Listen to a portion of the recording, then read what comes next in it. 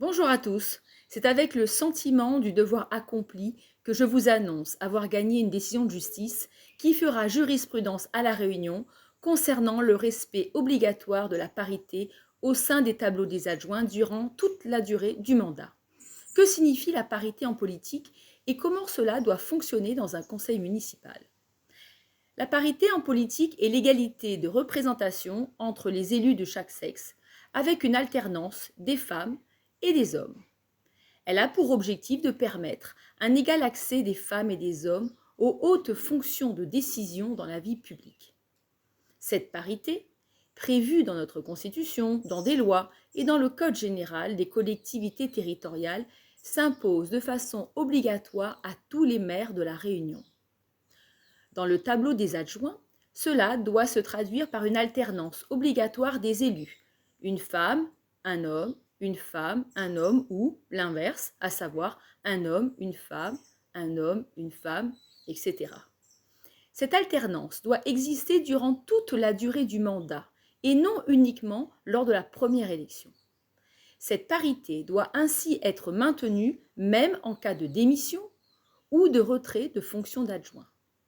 Ainsi, si un maire retire à une femme ses fonctions d'adjointe ou si elle démissionne, sur ce poste vacant doit obligatoirement être désignée une autre femme pour la remplacer, choisie parmi les conseillères femmes.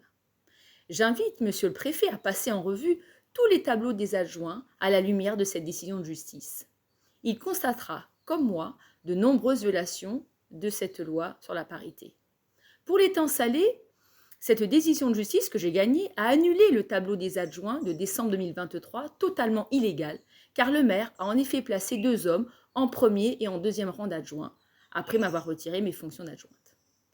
En 2024, le même maire a réitéré cette violation de ce principe de parité.